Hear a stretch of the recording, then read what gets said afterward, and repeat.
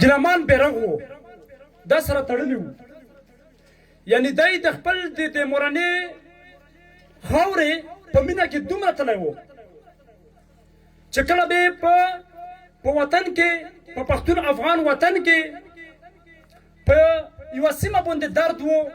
نو دله به یې دومره زور ورکړی و لکه د وجود په یوه حصه باندې چې ته زخم لګېدلی وي دا به بلکل که په فیسبوک ته کتو دا بیا داسې به کوړنچېدو دی به بیا کتو په نورو ټولنیزو رسنیو کتلو دا به داسې کوړنچېدلو جړل به یې چغې به یې والې په علما یې غږ کړی دی که په وکیلانو پورې خبره تړلې وه په وکیلانو یې غږ کړی دی که په ججانو خبره پورې وه ججانو یې کړی دی که په سیاسي مداریانو کیسه وه په هغو پورې یې تړلی دی خو ویلې چې د وطن مې باد شي د وطن مې محفوظ شي د خپل وطن دپاره به یې خبره کوله نو داسې شخصیتونه داسې مبارزین دا په وطن کې ډېر کم وي دا خپله د سوله ییزه مبارزه دا د خپل د قوم د وطن د بچو د انصاف دپاره د مبارزه کوله د عدل د انصاف د حقوقو دپاره یې کوله د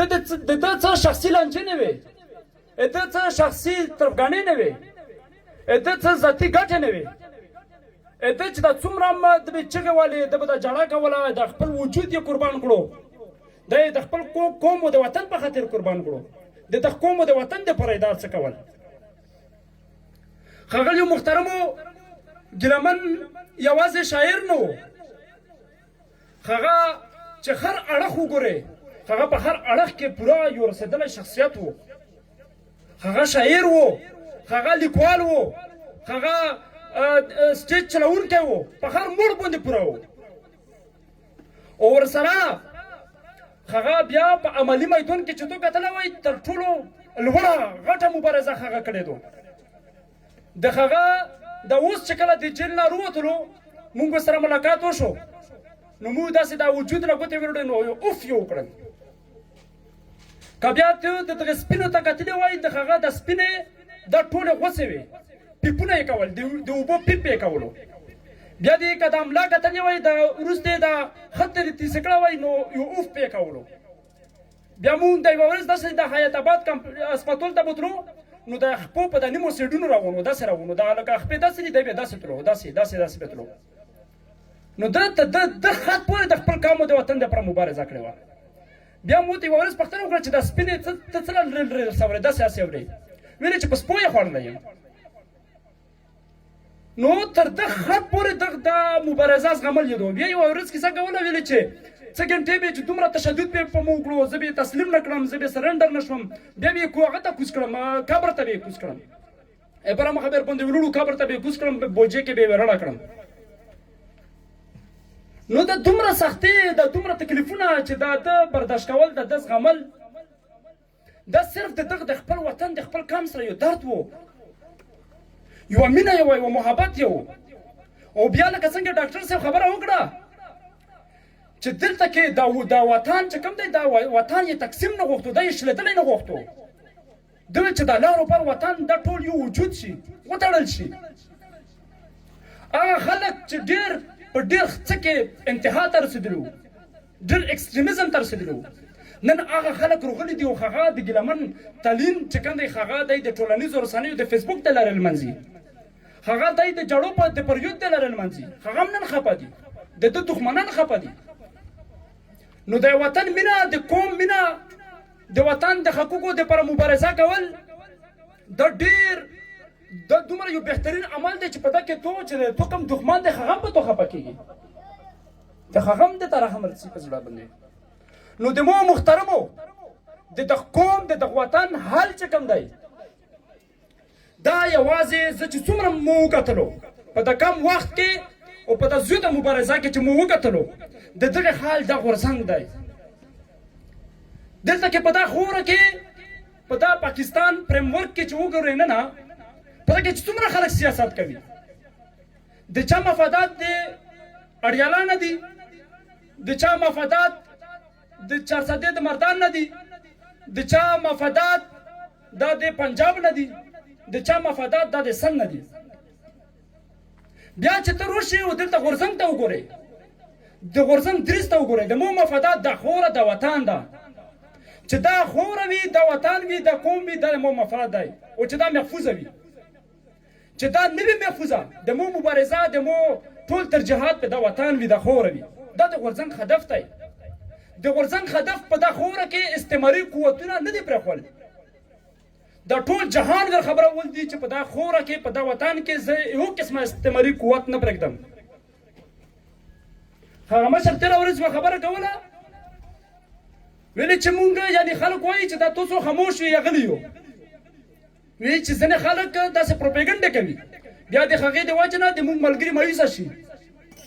خو مشر ویایي په خپله خبره کې دی ډېر واضح ویایي ویلې چې مایوسي نه ده په کور ویلې چې داسې پلانونه داسې سټرټیجي مو سره شته ویلې چې که هغه مو واضح کړې خپلو ملګرو ته نو د هغې نه دښمن خبرېږي په هغې کې بیا مولا دخل جوړېږي نو د مایوسۍ خبرې نشته یعنی مطلب زه یم او دښمن دی زه او دښمن به چې در سره خلو شو خلاصه یم سره نشته نن که زه ډېر کمزوری یم خو یوه ورځ به وي چې زه به په خپلو خپو لوړ ویم بیا به دښمن چې ته سي او د دې سره سره د مونږ د مشر او ورسره د غورځنګ چې کومې سټرټیجي دي کومې پالیسي دي دا سر ته ورسېږي په خپله به په میدان باندې هر څه ولده شي هغه د مشر خبره چې زه بیا د تو عینونو او تو دغو عدالتونو ته نه یم لوس دا څنګه عدالتونه یې ته په خپله سوچ وکړه چې د مو د صوبایي اسمبلې د منځ نه د جرګې نه دوه ممبران ورک کېږي څلور سټرونټون تر ننه پورې پته نشته حنیف پښتین چې کوم دی ورک دی بېدرکه دی نورالله ترین خیب دی ورک دی هېڅ پته یې نشته چې چېرته دي دا عدالتونه دا چې د خلکو دپاره د شپې په 12 بجې کلوېږي د مو د غورځنګ د ملګرو لپاره ویرې په د اوته میاشتې کې کلو نه شول هغه علي وزیر چې هغه دا دریم کول دی چې هغه د سند په هغه سختو ګرمو په هغه جیلونو کې چې پاکۍ ورته نه لګي هم ګرمي چې پاکۍ ورته ولګي هم ور غورځوي بیا هغه کوټرګاډونه بیا هغه کم قسمه خوراک ورکوي څومره کمزورې خوراک هغه لا ورکوي بیا هغه څومره ذهني ټارچر کوي بیا د هغې پس د هغه ټول کیسونه ختمېږي او ټول ایفایارونه ټولې ترمپیوګانې ټول سولمپیوګانې دا ټولې مقدمې ختمېږي لیګل طریقه سره یې ختموي د هغې پس هم په جیل کې دی دا عاصم منیر چې دا کم خنزیر دی دا چې کوم دی دا اوس پرسنل شوی بیا ته ګوره د مونږ سمه ده چې یو سپین روبی اتیا کاله عمر لري د بچا هندې څنګ ملګری چې ټول عمر یې په عدم تشدد کې تېر کړو ټول عمر یې چې کوم دی د قام او د وطن خبره کړې ده ټول عمر یې د تشدد په ضد لګیا دی ټول عمر یې د وسلوالو خلاف خبره کړې ده هغه د یونیم کول نه هغه په زندان کې دی هغه په جیل کې دی د بنو په جیل کې دی او دلته کې په کمبارخیلو کې په یوه چوکۍ فیار پې کېږي چې دغه چوکۍ ته بمونه روان دي نو د داسې عدالتونو سره سړی څنګه مزل وکړي د داسې آیینونو سره خلک څنګه مزل وکړي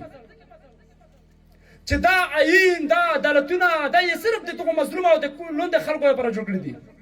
د دوی دپاره هېڅ نشته دی د دوی چې څومره اشرافیه څومره څه دي دا دوی ژوند خپله جوړ کړي دي خو د مو د تو دپاره دا هم نشته چې دا زود ژوند وکړو د مو د غورځنګ د ملګرو نه چې عام ولس تپوس وکړي چې یعنې ورک وې نه په 3-4 میاشتې په ضلع کې یې ویلې ورته ویلي چې مو ویزا ختمه شوې وه د مو شناختي کارډ بند شوی دی بلاک شوی دی د مو پاسپورټ بلاک شوی دی د مو اکاونټونه بلاک شوي دي د مونږ سیمونه بند شوي دي زه کلي نه نشم وتی چې توړې نه ووځم یا د تحصیل نه ووځم وایي چې ته درخواست ورکړه چې یعنې مطلب زه توړې نه ووتم په خپل وطن کې په خپله خوره کې زه تر دغه پورې غلام شوی یم په غلامۍ کې تر دغه خط پورې زه تللی یم نو د مو محترمو